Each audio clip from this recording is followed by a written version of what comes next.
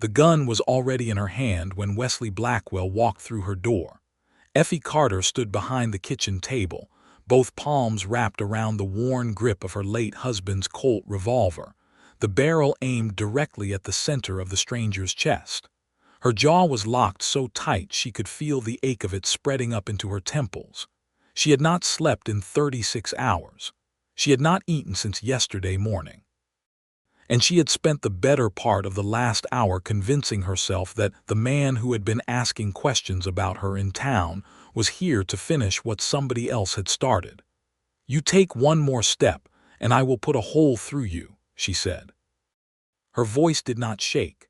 She had decided, sometime in the 8 months since Thomas had been lowered into the ground, that her voice would never shake again. The man stopped. He was tall, broader across the shoulder than most, with trail dust coating his dark coat and a brown hat pulled low enough that she had to work to read his expression.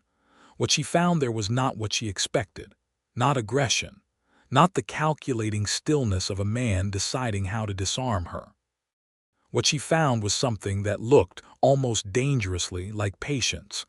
"I am not here to cause trouble, ma'am," he said. His voice was low and even, the kind of voice that had learned somewhere along the line that loud did not mean strong. "Every man who has ever walked through that door uninvited has said exactly that," Effie replied. "So I will need considerably more than your word." He raised both hands slowly, spread them wide at shoulder height. She noticed the calluses on them even from across the room, and she noticed that his right hand stayed deliberately far from the holster at his hip. "My name is Wesley Blackwell," he said. "I ride for the Halston Ranch out of Copper Creek. I came because there was a fire set on the east side of your fence line 2 nights ago, and the man who set it told at least 4 people in town that he planned to come back and finish the job. I came to warn you. That is the whole of it." Effie's grip on the revolver did not loosen, but something in the architecture of her certainty shifted, just barely, like a floorboard settling. "And why," she said carefully, "would a ranch hand from Copper Creek concern himself with a widow's fence line?" Wesley Blackwell looked at her with those steady brown eyes, and he said something she had not been prepared for. He said, "Because somebody ought to." That was 8 weeks ago, and it was where the story truly began.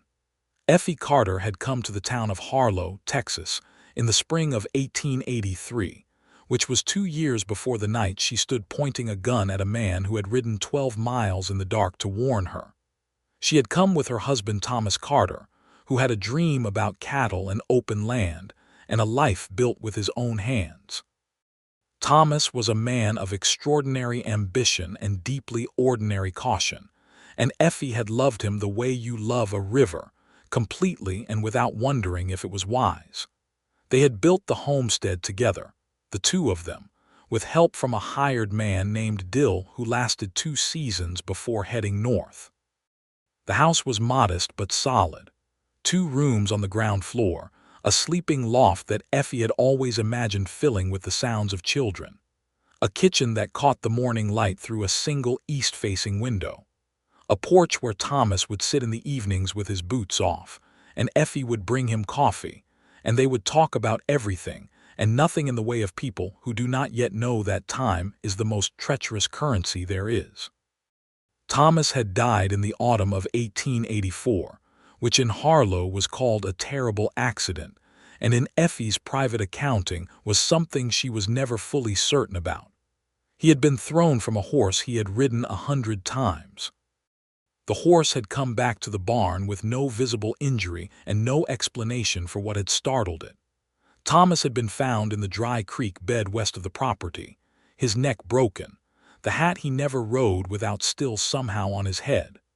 The sheriff, a man named Rupert Dale who smelled of tobacco and indifference, had written it as an accident in his report and moved on to other concerns. Effie had buried her husband, thanked the neighbors who brought food, and then stood alone in the kitchen for 3 days without quite knowing what to do with herself. What she did after that was survive. She kept the cattle. She hired 2 hands for the spring season and watched them carefully. She learned to check the fence lines herself rather than rely on anyone else's account. She paid her land tax on time. She kept her credit at the general store in good standing, and she allowed no one inside the house after dark. Not out of propriety, though Harlow had plenty of opinions about a widow's propriety, but out of a conviction that had calcified in her chest like something mineral and permanent. The conviction was this: she did not know who had wanted Thomas dead, and until she did, everyone was a possibility. She had not trusted anyone since her husband died, not fully, not in the way that required her to lower her hands. So when Wesley Blackwell had stood in her doorway with his palms raised and his voice level and that particular brand of quiet authority about him, and he had told her about the fire, she had listened. She had not lowered the gun, but she had listened. He had described the man who set the fire, a drifter named Cutter who had been hired by Aldous Mercer, and the name Mercer had gone through Effie like cold water through a crack in a dam. She knew that name. Aldous Mercer was the wealthiest landowner in the county, a man who had been making offers on her property since the week after Thomas's funeral. She had refused every one. She had refused them in writing and in person, and once in a voice loud enough that two people in the hardware store had turned to look. Wesley told her that Mercer had been heard in the saloon telling a man named Foley that the widow Carter was going to sell one way or another. He told her this without flourish, just the facts set down in order, and when he was finished he said, "You needed to know. I will go now if you want." She had lowered the gun. She had not invited him to stay. But she had stood in the doorway and watched him walk back to his horse, and there had been something in the straightness of his spine, something in the way he did not look back to see if she was still there, that had stayed with her like a song you cannot quite remember the name of. He came back 4 days later in the middle of the afternoon and he knocked. That was the thing she noticed. He knocked, and he waited, and when she opened the door he took his hat off. He said there was a section of her north fence that had been cut, probably the night before, and her cattle had not yet found it, but they would. He said he had ridden out to look after hearing more talk in town about Mercer's intentions, and he thought she should know. Effie studied him. He was perhaps 30 years old, maybe a year or two on either side. There was a scar below his left ear that she had not noticed the first time, faint and old, the kind left by something that had healed without much care being taken. His eyes were a dark brown that in certain light looked almost black, and they had the quality of eyes that had spent a long time looking at distances. "Why do you keep coming back?" she asked. It was not an accusation exactly, but it was not casual either. He thought about it for a moment in a way that told her he was not going to give her the easy answer. "I was raised to believe that when you see something wrong being done to someone, you do not look the other direction," he said. "Most days that belief has not served me particularly well, but it is the one I have." She looked at him for another long moment. Then she said, "Come and look at the fence. I will get my horse." That was the second time she had not sent him away. The fence section was worse than he had described. 3 posts pulled from the ground, the wire cut and curled back in a way that was meant to look like it had simply given way with age, but Effie knew that wire. She had replaced that entire section herself the previous spring. It did not just give way. Someone wanted this to look natural, she said, crouching to examine the cut ends of the wire. "Yes," Wesley said, "Mercer's people are not subtle." "No," he agreed, "but they are patient." She stood and looked at him across the ruined fence line. "How long have you been watching this property?" "About 3 weeks," he said, and she appreciated that he did not pretend the question had not been pointed or that his answer was not significant. "Why?" she asked again. This time his answer was different. This time he said, "Because I know what it looks like when someone is being cornered, and it bothered me." Effie was quiet for a moment. The wind moved through the grass around them, and somewhere to the south a bird called once and was silent. She said, "You do not know me." "No," he said, "I do not." "Then your concern is either a hidden motive dressed up nicely, or you are a different kind of man than most I have encountered." He looked at her steadily. "I cannot prove to you which one it is," he said. "You will have to make up your own mind about that." She repaired the fence. He helped without being asked, setting posts while she stretched wire, and they worked in a silence that was not uncomfortable, which was itself a thing Effie noticed because comfort had been scarce for a long time. When they were finished, she wiped her hands on her work trousers and said, "I will not be selling this land." "I know," he said. "Mercer can send as many men as he likes to cut my fence and start fires. I know that too. So your warnings, while I appreciate them, are not going to change my situation in any lasting way unless something changes about Mercer's willingness to leave me alone." Wesley nodded slowly. "That is an accurate assessment." "Then what is your actual proposal?" she asked, because she had been watching him for 2 meetings now, and she had decided that a man with no plan would not keep showing up, and a man with a plan that did not serve her would have already shown his hand. He said, "I have been gathering evidence. Things Mercer has said in the saloon, things the sheriff has overlooked, the pattern of the fires and the fence cuts. I have a friend in Abilene who works for a land attorney. If we build enough of a record, there is a possibility of a legal complaint that would force Mercer to answer for what he is doing, and more importantly, make the county aware that the widow Carter is not without recourse." Effie stared at him. "You have been building a legal case." "The beginning of one," he said carefully. She looked out at the repaired fence for a moment, then she looked back at him. "That is either the most genuinely helpful thing anyone has done for me since Thomas died," she said, "or it is a very elaborate trap." "I know," he said again, and this time there was something almost like dry humor in it. "I cannot solve that for you either." She told him she would think about it, and she did, for 3 days, before she rode into Copper Creek and asked around about Wesley Blackwell. What she found was unremarkable in the best possible way. He had ridden for the Halston Ranch for 2 years.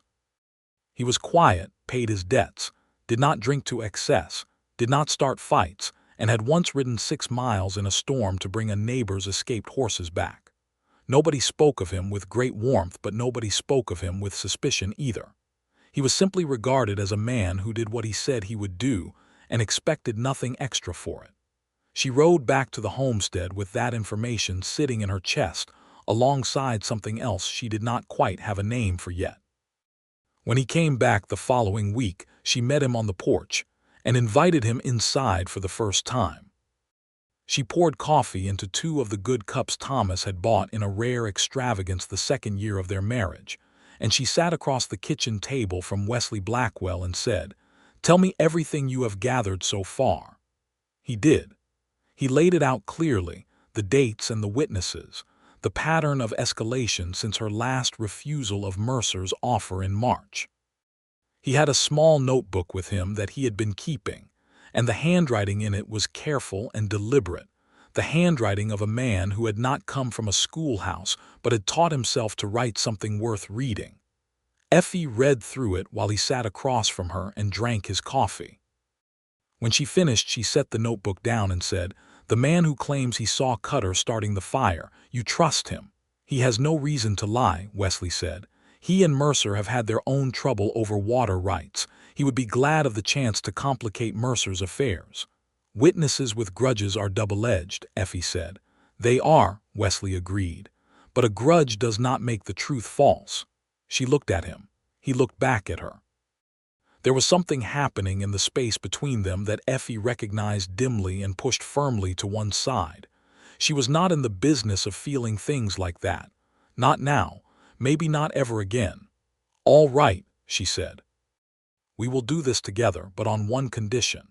"Name it," he said. "You tell me everything. If you find something that complicates the picture, something that you think might discourage me or make me reconsider, you tell me anyway. No protection, no deciding what I can handle." He looked at her with something in his expression that she could not entirely read. Then he said, "I would not have thought of doing it any other way." She believed him. She was not entirely sure why, but she believed him. Over the weeks that followed, a pattern developed between them that was built on practical necessity and slowly, stubbornly, became something else without either of them naming it. Wesley came twice a week in those first weeks, then more often as the situation with Mercer escalated, and there was more to discuss and document. He would arrive in the late morning, and they would go over what he had found, or ride the fence line together, or she would show him the account books while he helped her think through what her actual options were if the legal route proved too slow. They talked, which was the thing Effie had not expected. Not just about the land and Mercer and the gathering evidence, but about other things, the way that conversations between people who are spending real time together tend to expand to fill the available silence. She learned that Wesley had grown up in New Mexico territory, that his father had been a rancher who lost everything to drought when Wesley was 15, that he had spent the years between then and now doing the kind of work that was available to a man with a strong back and no particular connections. He had been to Kansas and Colorado. He had seen things he did not talk about in great detail, but in the way that he avoided them she could feel their shape. She told him things, too, which surprised her more than anything else. She told him about meeting Thomas at a church social in Virginia when she was 22, how she had thought him the most certain man she had ever encountered. She told him about the crossing into Texas, the first year when everything had gone wrong twice before it started going right. She told him once, on a quiet Tuesday afternoon when the light was golden and slanted through the kitchen window, that she still slept on her side of the bed every night because she could not bring herself to move to the center. She had not intended to say that. She had not said it to anyone.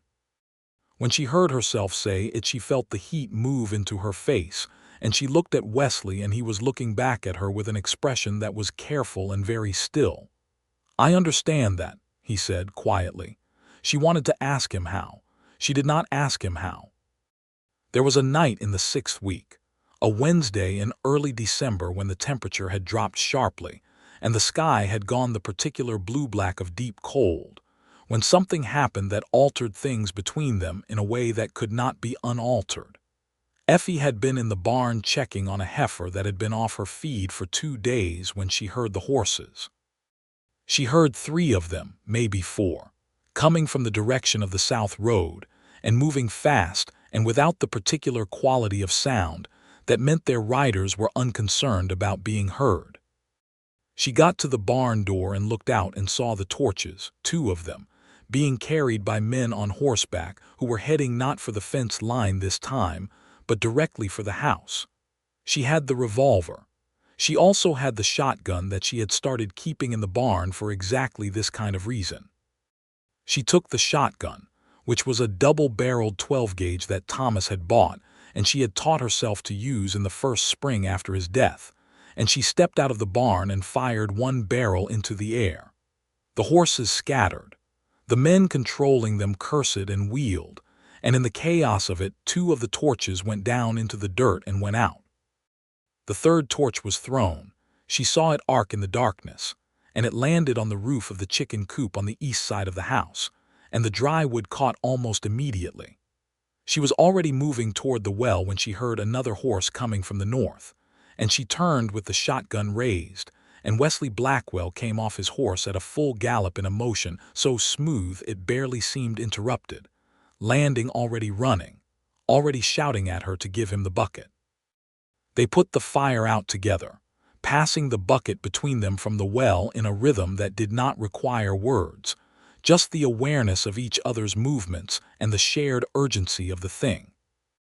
When it was done, the chicken coop was damaged on one side but standing, and the chickens inside were unhurt, and Effie stood in the cold with the empty bucket in her hands and looked at Wesley, who was covered in smoke and water and breathing hard, and she felt something shift in her chest with a force that frightened her. "You were here," she said. "I was riding by," he said, which was not entirely plausible given that his ranch was 12 miles away and it was nearly 9 in the evening. "Wesley," she said. He met her eyes. "I have been coming out in the evenings sometimes," he said, "the last week or so, riding by, in case." She looked at him for a long moment. The cold was sharp around them and the night was very quiet now that the horses had gone, and somewhere inside the house the lamp she had left burning on the kitchen table was casting its small yellow light through the window. "Come inside," she said finally. "You are half frozen and I have coffee on." He followed her in, and she poured coffee, and they sat at the kitchen table while the cold pressed against the windows, and neither of them spoke for a long time. Then Effie set her cup down and said, "I need to tell you something." "All right," he said. "I am not unaware," she said carefully, "of what has been developing between us. I want you to know that. I am not unaware of it and I am not dismissing it, but I need you to understand that I am very afraid of it." Wesley looked at her with those steady dark eyes, and he did not say anything for a moment that felt longer than it was. Then he said, "I know. I trusted Thomas completely," she said. "Completely. And I watched him die in circumstances I have never been able to fully account for, and I have spent every day since then waiting for the other thing I did not see to come at me from a direction I was not watching." She paused. "Trusting people is how you get hurt. I have decided not to do it anymore." "And yet here we are," he said very gently. She looked at him. "Yet here we are," she agreed. "I am not going to tell you to stop being afraid," he said. "I would not know how to do that if I tried. I am also not going to pretend that I do not feel what I feel, because I think you deserve the truth more than you deserve a comfortable lie."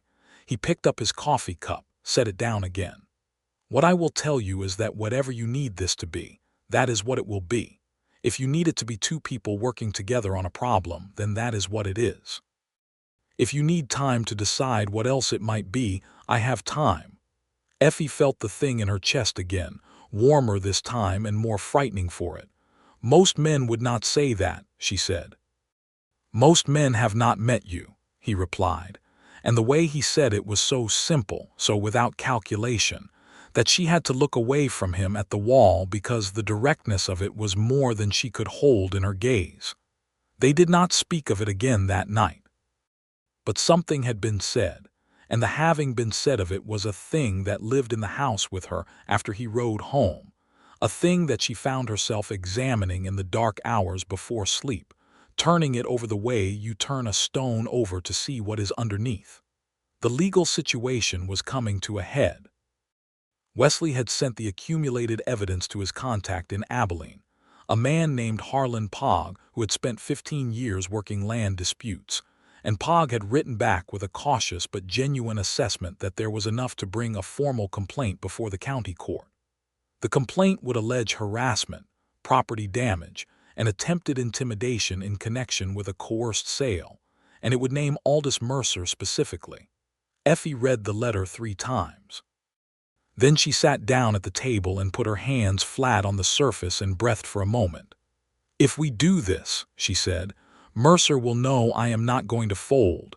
He will either back down or he will escalate." "Yes," Wesley said, "and if he escalates, the sheriff will not help me.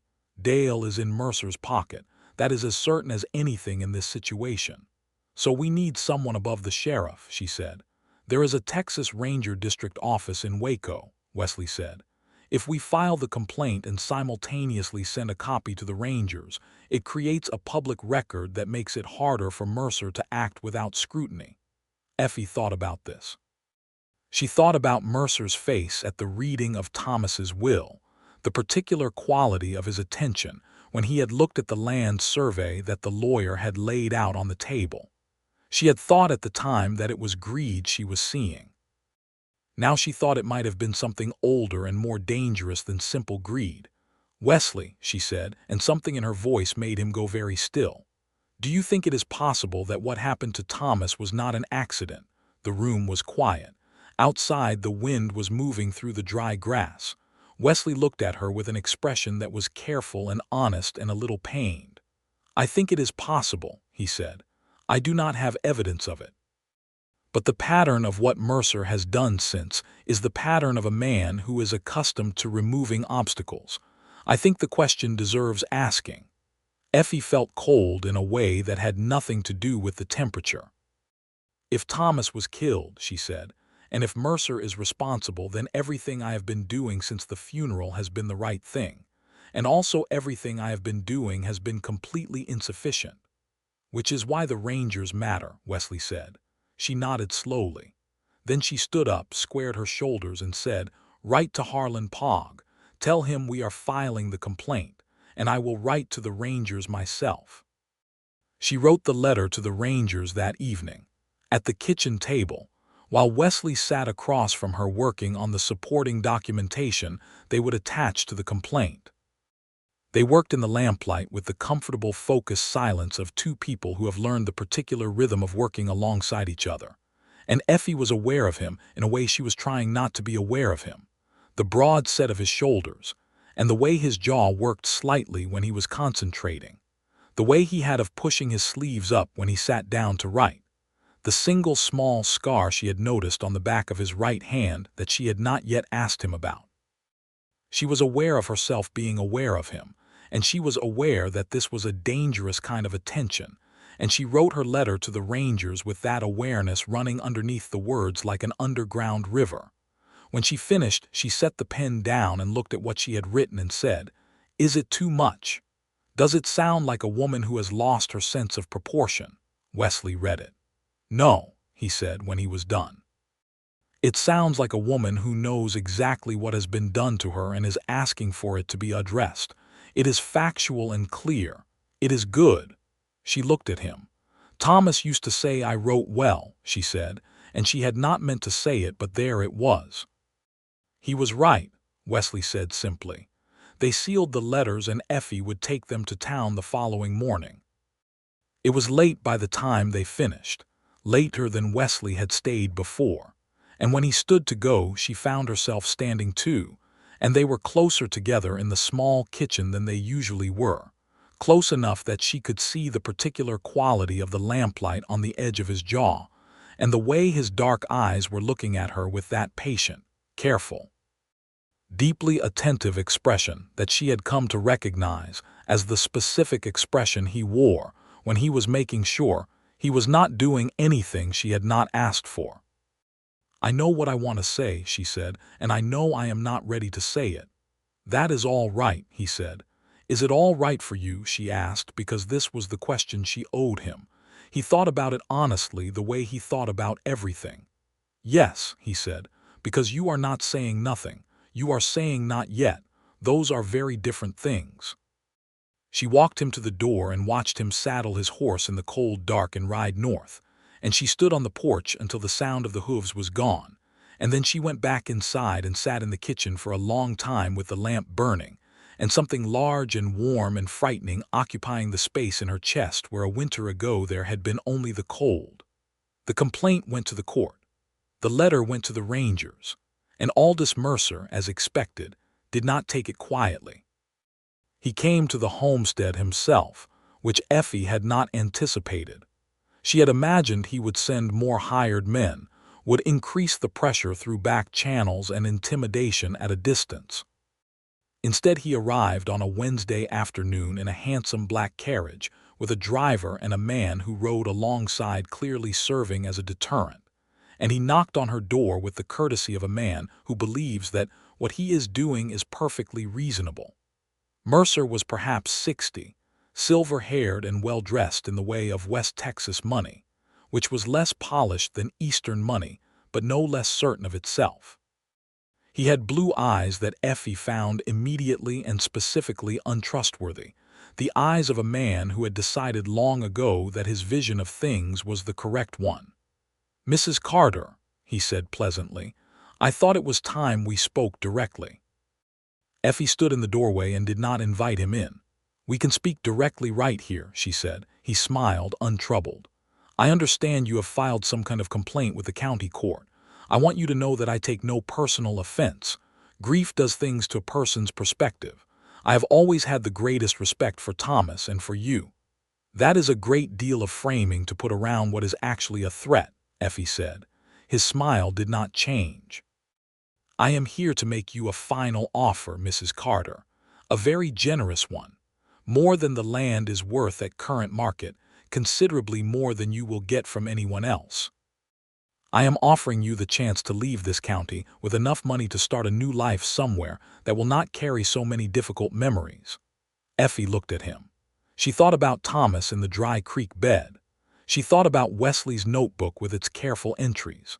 She thought about the letter she had sent to the Texas Rangers, and the letter she had received 3 days ago from a Ranger sergeant named Colton Marsh, who had said the complaint was under review and she should expect contact within a fortnight. "No," she said. Mercer's smile finally shifted, just slightly, just enough to let the real expression show through for a moment before he covered it again. "You are making a very difficult situation for yourself," he said. "You have been making a difficult situation for me since the week of my husband's funeral," she said. "I am done being made difficult situations. You should speak with your attorney, Mr. Mercer, because mine has a great deal of documentation that you will want to be prepared for." She closed the door. She stood with her back against it, the revolver in her hand because she had learned to have it in her hand whenever Mercer was within range of her property, and she breathed carefully until she heard the carriage moving away down the road. 2 hours later Wesley arrived, having heard in town that Mercer's carriage had been seen headed toward her property. He knocked at the door and she let him in and told him everything Mercer had said, word for word, because that was what they had established between them, full honesty in both directions. And when she was done, Wesley sat across from her with his forearms on the table and a look on his face that she had not seen before. "You should not be here alone anymore," he said. "I have been alone for over a year," she replied. "The situation has changed," he said. "Mercer came himself. That means he is feeling the pressure of the complaint and he is running out of patience for the indirect approach. When men like that run out of patience, they stop being careful." Effie looked at him. "Are you suggesting I leave?" "No," he said immediately. "I would never suggest you leave. This is your land. I am suggesting that someone else should be here." "Someone else," she said carefully. He met her gaze. He was sitting very still in the way he sat still when he was saying something that cost him something to say.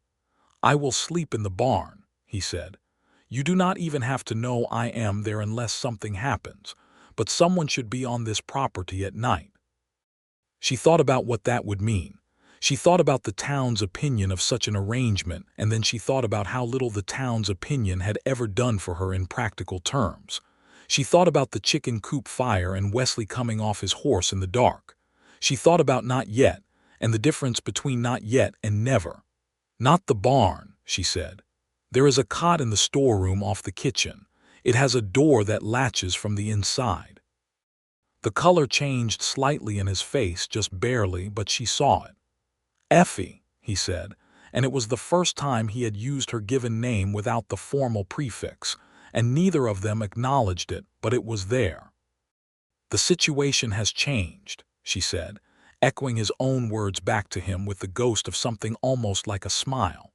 He moved a bedroll and his saddlebags into the storeroom the following day. He was as good as his word about the invisibility of the arrangement, present without imposing, around in the ways that mattered and absent in the ways that allowed her to breathe. He took the night watch seriously and slept in the mornings, and by the second week of the arrangement, it had taken on the quality of something simply real, a fact of the household, and Effie noticed that she was sleeping better than she had in a year. They ate together, which had not been explicitly planned but evolved naturally from the fact that they were both there and both hungry at roughly the same times. She cooked. He helped without being asked, in the unobtrusive way he had of seeing what needed doing. One evening, he made the biscuits because he said his mother had made them a particular way and he thought she might like them. And Effie bit into one and felt something pull in her throat in a way she was not prepared for. Something about the ordinary human act of being fed by someone who wanted to feed you, and she had to be very busy with her coffee for a moment. "These are good," she said when she trusted her voice. He looked at her with that quality of careful attention. "You can say if they are not," he said. "I said they are good, Wesley." "All right," he said, and went back to eating. Ranger Sergeant Colton Marsh arrived in Harlow on the second Thursday of the new year. He was a lean man in his 40s with a quiet authority that was different from the sheriff's performed authority in the way that the real thing is different from its imitation.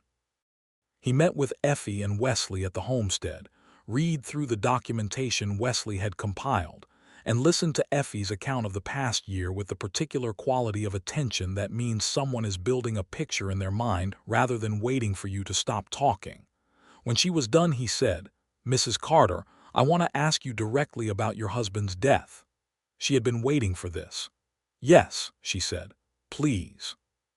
He asked her questions about the day, the horse, the circumstances of Thomas's body being found. He asked about the horse's history and temperament. He asked who had been on the property in the weeks before Thomas died, and Effie thought carefully and gave him the names she could remember, and one of the names she gave him was the name of a man who worked for Aldous Mercer. Marsh wrote in his own small notebook.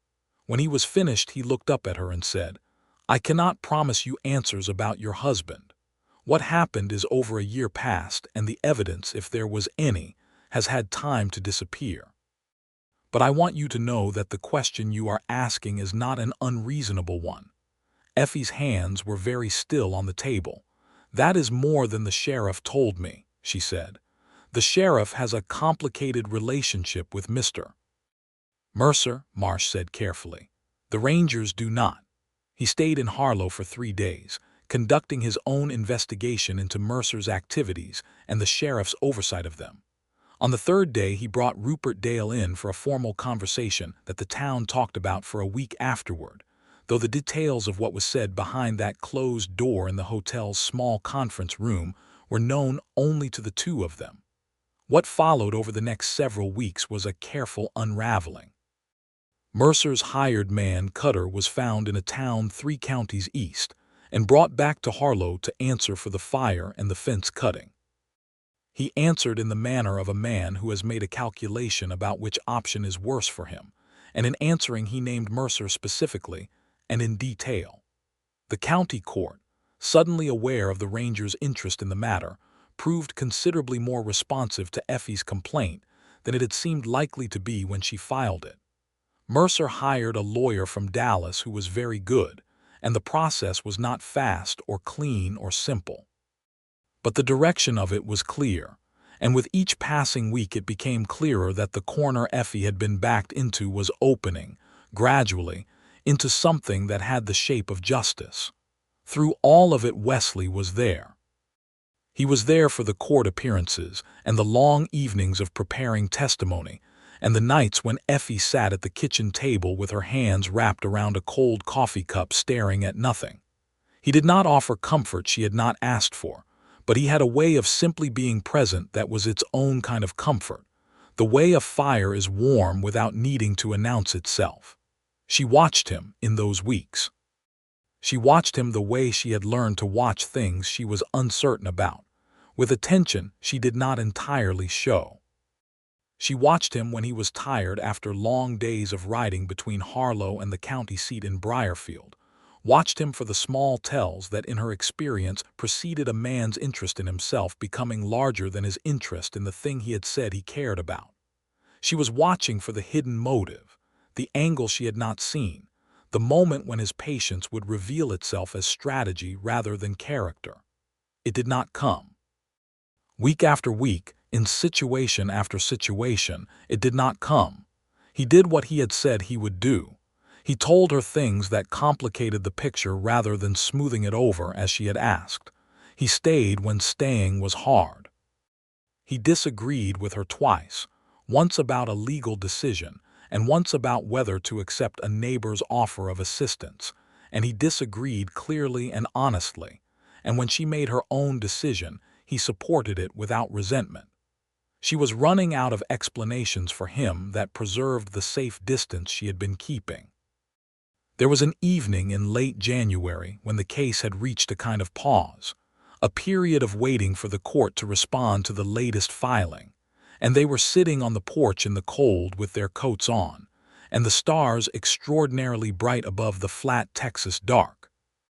They had been talking about nothing in particular, the kind of talk that happens between people who are comfortable enough to talk about nothing, and then they were quiet for a while. And in the quiet, Effie found herself thinking about the night of the chicken coop fire, and the way he had come off that horse running and without hesitation. And she found herself thinking about the biscuits and the notebook, and not the barn but the storeroom. and she found herself thinking about not yet.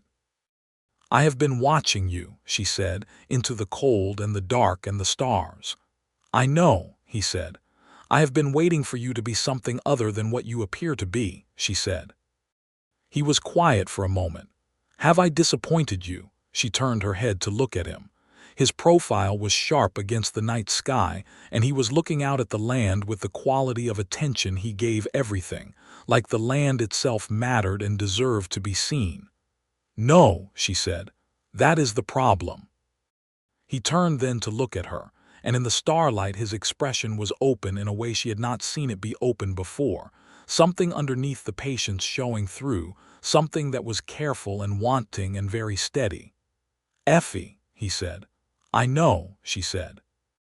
"I have been in love with you," he said, in the way of a man who has decided that the honest thing is the only thing, since approximately the second time I came back and you were ready to go out and work the fence, and you did not ask me if I was sure I wanted to help. You just expected me to be capable of it, and you were right, and it was the most direct thing anyone had ever done to me." She stared at him. "You fell in love with me because I treated you like you could set a fence post." "I fell in love with you," he said, "because you do not perform helplessness and you do not perform strength either. You are simply what you are. I have never met anyone who was simply what they were." The cold was around them and the stars were above them, and Effie Carter sat in the silence of that for a long moment, feeling the thing in her chest that had been growing for weeks expanding to a size she could no longer contain behind a practical explanation. "I am frightened," she said. "I know," he said. "I do not mean generally frightened," she said. "I mean frightened of this specifically, of trusting someone this way, of needing someone." "I understand that," he said. "I am not asking you not to be frightened.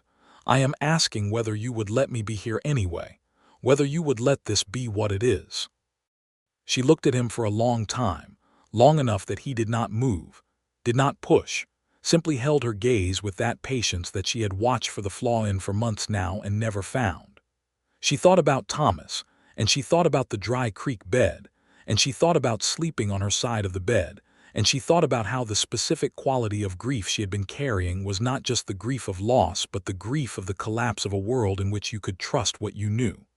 Thomas had been certain. She had loved his certainty. And then the certainty had turned out to have a hidden side, and she had not been able to trust her own perception of anything since. And here was this man who had earned her attention without trying to, who had built his case in her mind the way you build something real, stone by stone, so that when you test it you cannot find where it would give way. "I would let this be what it is," she said. "I need you to know that I might be afraid even as I let it be what it is. I need you to not take the fear as a verdict." "I will not take the fear as a verdict," he said.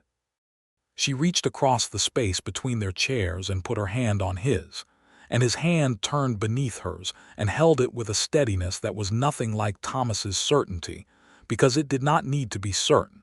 It was just there, just warm and real and patient in the cold January dark. They sat like that for a long time, neither of them speaking, watching the stars above the flat Texas dark, and the land around them was quiet and it was hers and she was not alone in it, and both of those things were true at the same time, and for the first time in over a year that did not feel like a paradox. The court ruled in March. The ruling found sufficient cause for a formal censure of Aldous Mercer's conduct and ordered a civil remedy, which was not as complete as Effie had hoped, but was considerably more than Harlow had expected. More significantly, Cutter's testimony about the fire and the fence cutting resulted in a criminal charge against Mercer that his Dallas lawyer managed to reduce but could not eliminate. Mercer paid a substantial fine and was placed under a court order regarding his future conduct toward Effie's property. Sergeant Marsh, in his final visit to Harlow before returning to Waco, sat with Effie in the kitchen and told her that the investigation into Thomas's death had not produced evidence that could be prosecuted. He told her this directly and without comfort, because she had asked him to. He said the man from Mercer's outfit who had been on her property in the weeks before Thomas's death had no provable connection to what had happened in the creek bed, and that the case as it stood would have to remain what it officially was, an accident, even though the pattern around it told a different story. Effie sat with this for a long time. Wesley was at the table with her. When Marsh had gone, she said, very quietly, "He may never be held to account for what he did to Thomas." "He may not," Wesley said. "That is something I am going to have to live with." "It is," he said. "I am sorry." She was quiet for a moment, then she said, "Thomas would not want me to spend my life waiting for justice that might not come. He would want me to live on this land and build the thing he came here to build." She looked at Wesley. "He would have liked you." Something crossed Wesley's face that was deep and honest. "I hope so," he said. She reached across the table and took his hand, and he held it, and they sat with the grief and the reality of it without trying to make it into something that fit more neatly into a story about how things should go. Spring came, and with it, the first genuine peace Effie had felt since before Thomas's death. Mercer's operations were under scrutiny, and his attention had turned, self-preservingly, to other concerns. The homestead was whole, the cattle were doing well, and the fence lines were intact and regularly checked by Effie and Wesley together, which had become one of the quiet rituals of their days. There is a particular quality to a life that has been rebuilt after it was taken apart. It is not the same as the original life, not more or less, just different, built with the knowledge of what destruction feels like, and therefore built with more deliberate attention to what matters. Effie found herself building this new version of her life with a clarity she had not had when she was 22 and in love with Thomas's certainty. She knew now what she valued. She knew what she needed. And she knew what she felt about the man who rode her fence lines with her and made biscuits and kept a notebook and had never once done what she was waiting for him to do. In April, on a warm afternoon when the bluebonnets were coming in along the south pasture, and the sky was the particular brilliant blue of a Texas spring, Wesley asked her to marry him. He did not make a performance of it. He had never been a man for performance. They were coming in from checking the south fence, and the bluebonnets were around them, and the light was very good. And he stopped his horse, and she stopped hers, and he looked at her in the direct, honest way he had of looking at her and said, "I would like to marry you, Effie, if that is something you want." She looked at the bluebonnets and then at him, and then at the land that was hers and that she had fought for and that she was going to keep. She thought about not yet and the difference between not yet and yes. "Yes," she said, "that is something I want." He looked at her with the expression she had come to know as the one he wore when something was happening inside him that he was not going to overstate, deep and genuine and contained, and he said, "Good." She laughed at that, a real laugh, the kind she had not heard herself make in a long time, bright and genuine in the spring air, and his face opened with it, and he laughed too, and it was one of the best sounds she had ever heard. They were married in June of 1886, in a small ceremony at the Methodist Church in Harlow, performed by a minister named Reverend Abel Pierce, who knew Effie from the 3 years she had been a member of his congregation, and who had watched her with respect through the difficult year she had passed through. There were perhaps 20 people present, neighbors and the few people Effie counted as acquaintances who had earned that designation through consistent decency. Harlan Pogg came from Abilene because Wesley had asked him, and he had said he would not miss it. Sergeant Marsh sent a written congratulation from Waco that arrived the day after, which Effie put in the small cedar box she kept important papers in. Effie wore the blue dress she had bought in the 2nd year of her marriage to Thomas, which had been too good for most occasions, and which she had not wanted to waste on an ordinary day. She wore it now because this was not an ordinary day, and because the color was right for the kind of woman she had become, which was the kind that did not pretend things were simpler than they were. Wesley wore a clean dark suit that he had clearly bought new for the occasion, and that fit him well, and he stood at the front of the church with Harlan Pogg beside him, and watched her come down the short aisle with an expression on his face that was so open, and undefended that she felt it like something physical, a warmth that moved through her from the outside in. When Reverend Pierce asked if she took this man, she said yes with her whole voice, not the voice she had cultivated for adversity, the one that did not shake, but the real one underneath it, the one that had been keeping itself in reserve for something worth using it on. The reception was held at the homestead because it was hers, and there was no other place she would have wanted. The neighbors brought food, and someone brought a fiddle, and someone else brought another fiddle, and there was dancing in the yard in the long summer evening. And Effie danced with Wesley for the first time properly, with the music around them and the neighbors watching and the Texas sky going orange and then purple above the land she had kept. He was a better dancer than she had expected, which she told him, and he said his mother had been determined about it. And she had a picture of a woman she had never met teaching a teenage boy to dance in some dusty New Mexico kitchen. And she loved that image and filed it away in the part of her that was building the new version of her life with deliberate attention.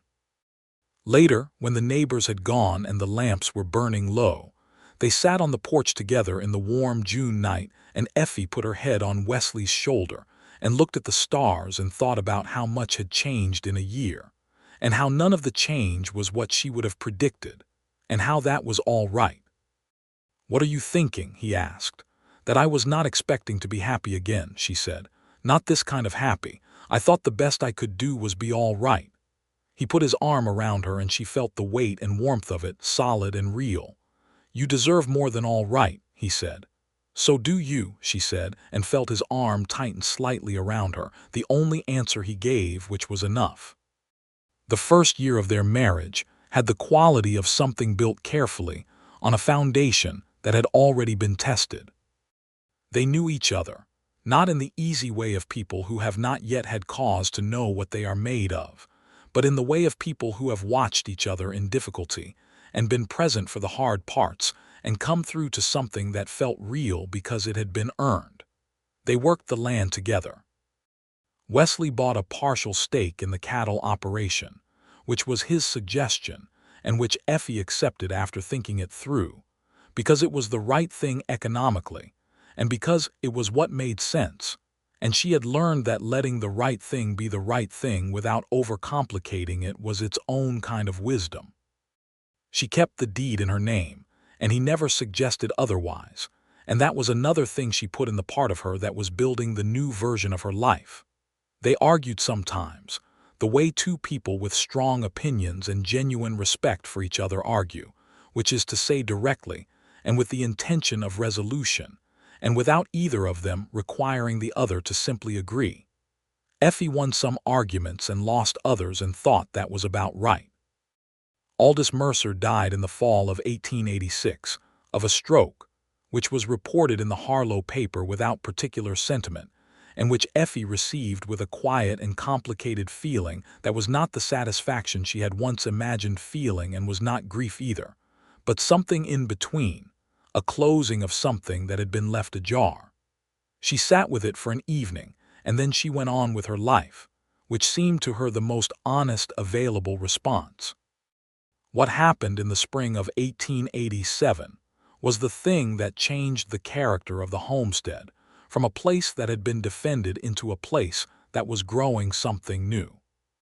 Effie learned she was expecting a child, which she told Wesley on a Tuesday afternoon in March with her hands wrapped around a coffee cup and her eyes on his face, watching for his reaction with the specific attention she gave things that mattered.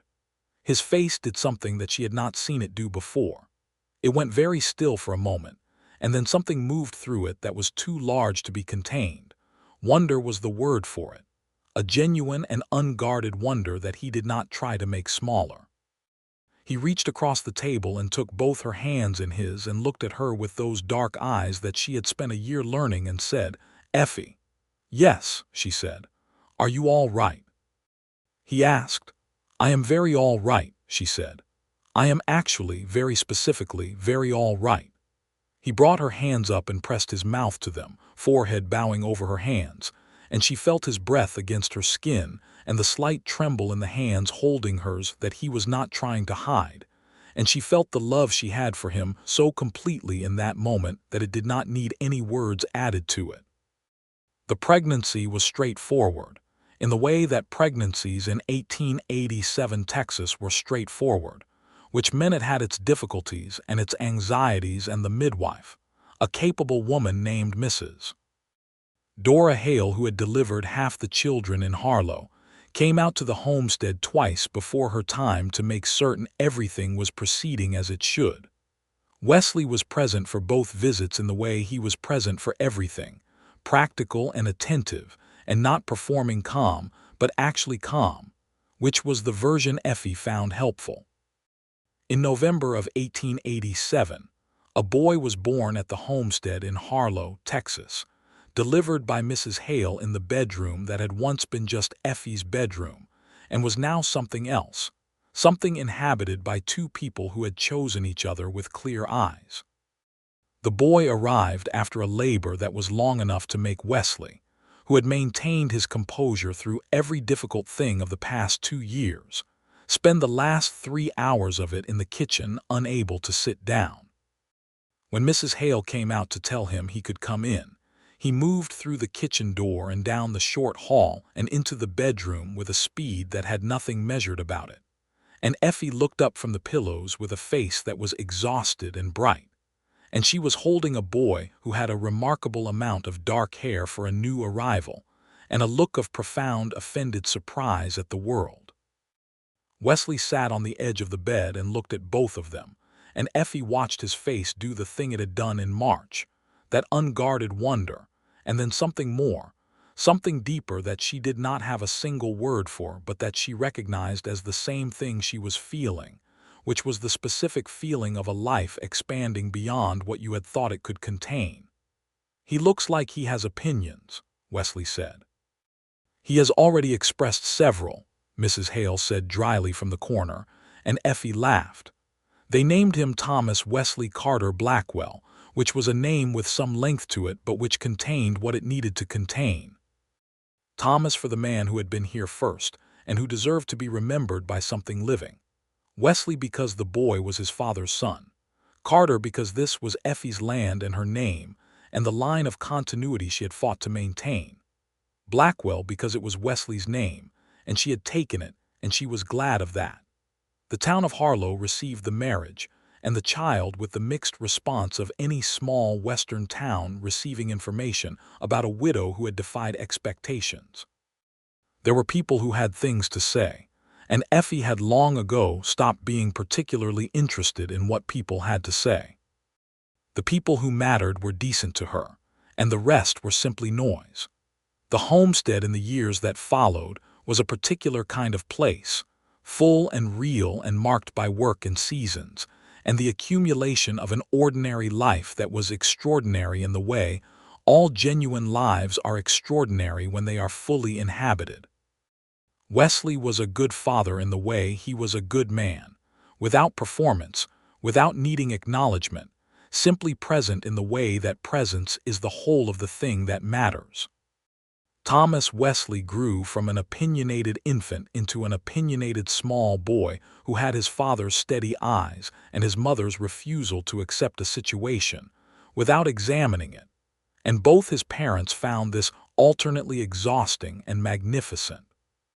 In the spring of 1890, a second child arrived, a girl this time, red-haired and loud, and immediately in possession of a personality that Mrs. Hale, who was still practicing and who had begun to regard the Blackwell household as a reliable source of interest, described as formidable. They named her Clara Josephine Blackwell, which had been Wesley's mother's name for the middle part, and Effie watched him hold his daughter for the first time and thought about that woman she had never met in the New Mexico kitchen, and was glad the name was in the world again.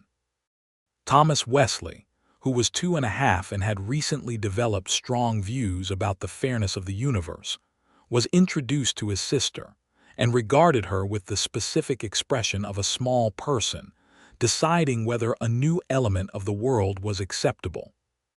Then he touched her hand with one careful finger and appeared to reach a verdict, because after that he was devoted to her with a single-mindedness that made the adults in the house smile at each other over his head, with the particular smile of people sharing something they have not said aloud. The homestead grew. Not extravagantly, not in the way of Mercer's ambition, but steadily and with purpose. They added to the herd, repaired and expanded the barn, built a proper second bedroom onto the house for when the children grew into needing their own space. Wesley hired a man named Avery Torres who proved reliable and honest, and who stayed for years, becoming a part of the household in the informal way of the frontier, where the boundaries between employed and belonging could blur into something more genuine. Effie kept records of the property and the cattle and the seasons in her own notebooks that sat alongside Wesley's original documentation notebook on the shelf in the study, which was the room she had made out of the old storeroom when Wesley's belongings had long since expanded to fill the rest of the house. She sometimes looked at his early notebook, the one with the careful handwriting and the dates and the witnesses, and felt the whole shape of what had happened between them contained in it, the way a story sometimes fits completely inside a small object. There was an evening when Thomas Wesley was 6 and Clara was 3, and the Texas summer was long and warm, and Effie was sitting on the porch in the last light watching the children chase fireflies in the yard, their voices high and bright against the darkening sky, when Wesley came and sat beside her, and they were quiet for a moment with the sound of their children and the particular quality of a life that had been built instead of fallen into. "I think about that first night sometimes," Effie said. "When you came through the door and I had the gun on you." "I think about it too," Wesley said. "What did you think," she asked, "when you saw me standing there?" He was quiet for a moment, in the way he was quiet when he was thinking of the true answer rather than the easy one. "I thought you were the most fully present person I had ever seen," he said. "I thought, here is someone who is completely in the moment that they are in, and then I thought I had better be very careful not to startle you." She laughed. "That is a diplomatic version." "I also thought," he said, "that someone had done something to you that they should not have done, and it made me angry on behalf of a person I had never met."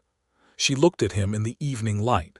"And now I think that whoever and whatever made you into who you are made you into the person I have been building a life with, and I would not trade it," he said. "The hard parts included, the grief included." She reached over and took his hand. His hand was warm and calloused and familiar in hers, the way all the things you love become familiar, completely themselves and completely yours at the same time. "I did not trust anyone," she said. "After Thomas, I had decided not to. I had decided it was the safest thing and the truest response to what I knew about the world." "I know," he said. "And you came back anyway," she said. "You did not know that was what you were doing. You did not know you were earning anything. You were just doing what you thought was right." "I was," he said. "That is," she said quietly, "the most disarming thing a person can do." He looked at her with the expression she knew best, the open, patient, deeply attentive one, and he said, "You gave me a chance I had not asked for." "I did," she said. "I would do it again." Below them in the yard, Thomas Wesley caught a firefly and held it up, calling to his sister with a voice full of triumph and joy. And Clara ran to him, her red hair flying, and they bent their heads together over the small, bright thing in his hands. And then he opened his hands and let it go, and they both watched it rise back into the warm summer dark. Effie and Wesley watched their children, and the fireflies, and the last light above the western edge of the land they had built their life on, and neither of them said anything more, because sometimes there is nothing left to say that the moment does not already contain. The years continued in the way of years when they are good ones, not without difficulty, but without the particular darkness that had made the early years of Effie's life in Harlow a matter of survival rather than living. The cattle operation grew steady and profitable enough. The children grew into themselves. Thomas Wesley with his father's patience and his mother's precision, and Clara with a personality that Effie recognized with a start of amusement as being very like her own. all forward motion and clear-eyed assessment, and the occasional moment of feeling everything so completely that it had to be put away quickly before it became inconvenient. Wesley continued to do what he had always done, which was to be exactly what he appeared to be. He had long since left the Halston Ranch and worked the homestead full-time, which was what made sense, and which was what he and Effie had both arrived at through the same practical and honest process they applied to all their decisions. He was known in Harlow as a straight dealer and a good neighbor, which was the reputation that mattered, and Effie was known as a woman who had kept her land and built something on it, which was the reputation she had wanted. There were hard seasons, a drought in 1891 that required difficult choices about the herd, a winter illness that swept through the household and left everyone worn and thin for a month, the normal losses and adjustments of a life connected to land and weather, and the variables of a world that does not stay still.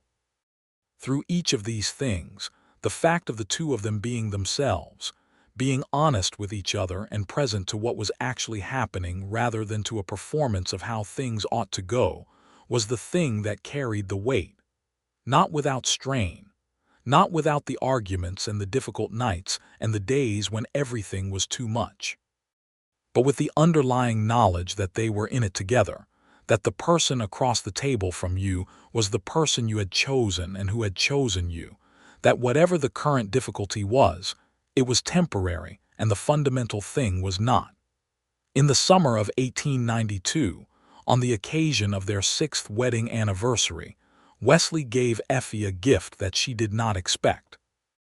He gave her a small painting, done by an artist who had passed through Harlow that spring, of the homestead as seen from the south pasture, with the bluebonnets in the foreground and the house and barn in the middle distance and the Texas sky above it all. It was a skilled painting, accurate and detailed, and it showed the land as it had become, tended and whole, a particular piece of the world with a particular history.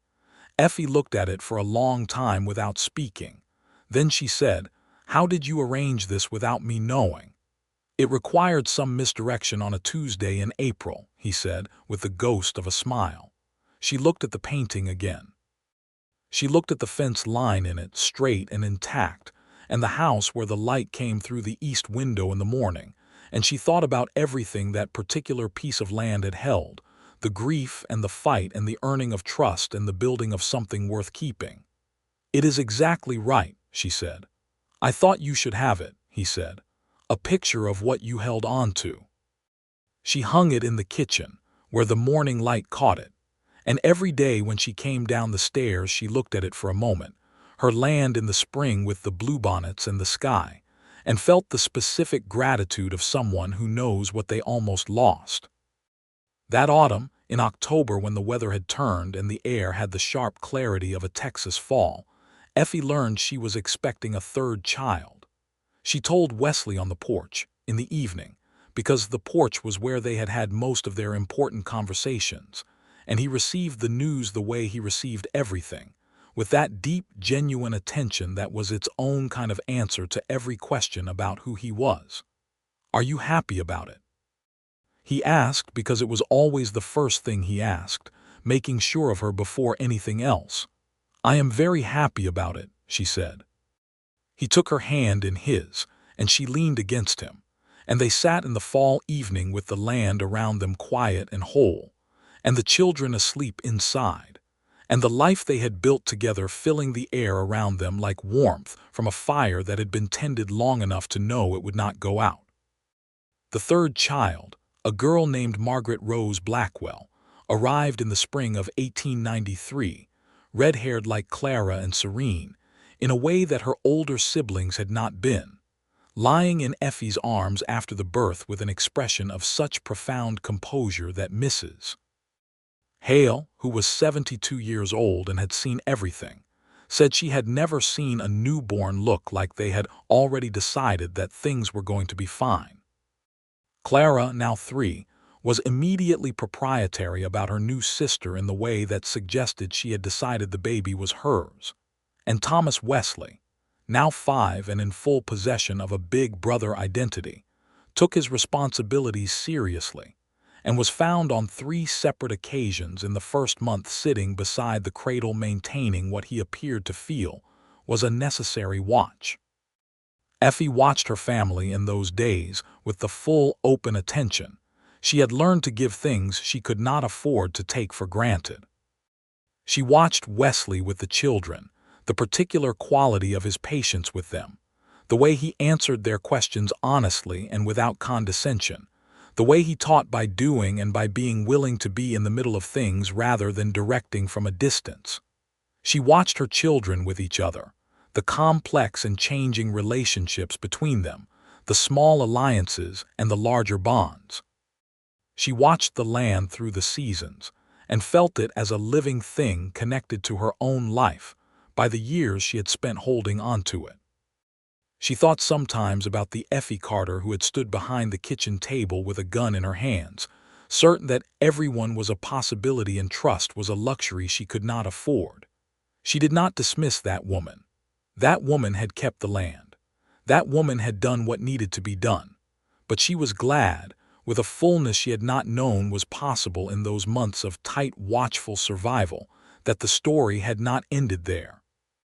On a morning in the early spring of 1893, when Margaret was just beginning to make the sounds that would eventually become words, and Clara was picking wildflowers in the yard with the single-minded dedication of someone who has discovered a great purpose, and Thomas Wesley was helping his father with something near the barn, Effie stood at the east window with her coffee and looked at the light coming across the pasture. The same light she had looked at on 100 mornings alone, and 100 mornings less alone, and now 100 mornings in the full company of a life she had not known she was going to get. She thought about trust, which was the thing she had refused for so long, and then found given back to her not by a decision she had made but by a man who had not known he was earning it, who had simply done what he believed was right and let it be what it was, and waited without demanding that the waiting be recognized. She had not trusted anyone since her husband died. She had built walls of sufficient height and had watched over them with sufficient care and had survived, and survival had been the whole of the ambition. And then Wesley Blackwell had walked through her door with his hands up and his voice level, and a patience she had tested in every way she knew how to test it, and he had stood there every time, not because he was without feeling or without want, but because he had decided that she was worth the patience and the waiting and the long, slow work of earning something he had not gone looking for. She set her coffee cup down and went out through the kitchen door and across the yard in the spring morning, and Thomas Wesley called out to her from by the barn, and she called back to him, and Wesley looked up from what he was doing and found her across the distance of the yard with his eyes, and the look between them was the look of two people who know each other to the bone and are glad of it. A look that contained the gun and the fence and the notebooks and the courtroom and the porch and the fireflies and the painting and the children and the years, all of it held in a single moment between two people standing in the Texas morning. She crossed the yard to him and he put his arm around her shoulders and she leaned in for a moment, just a moment, before she went to see what Thomas Wesley needed. And it was enough and more than enough, because it was real, because it had been earned, because she had found on the far side of the worst year of her life something she had not known enough to hope for, which was a man who had made her want to trust the world again, not by telling her to, not by asking her to, but simply by being. Day after day and choice after choice, and the long, patient, honest work of being exactly what he was. The homestead stood under the Texas sky, the fence lined straight, and the bluebonnets coming in along the south pasture, and the morning light through the east window falling across the painting on the kitchen wall, and the 3 children who were half hers and half his and wholly themselves, and the land that she had kept at great cost and that was keeping something back in return, and the life built deliberately and without illusion on all of it. It was enough. It was more than she had thought the world owed her, and more than she had asked for, and it was hers. It was hers and it was his and it was real, and neither of them needed to say so because they were already living inside it, and living inside a thing is the only proof of it that has ever mattered.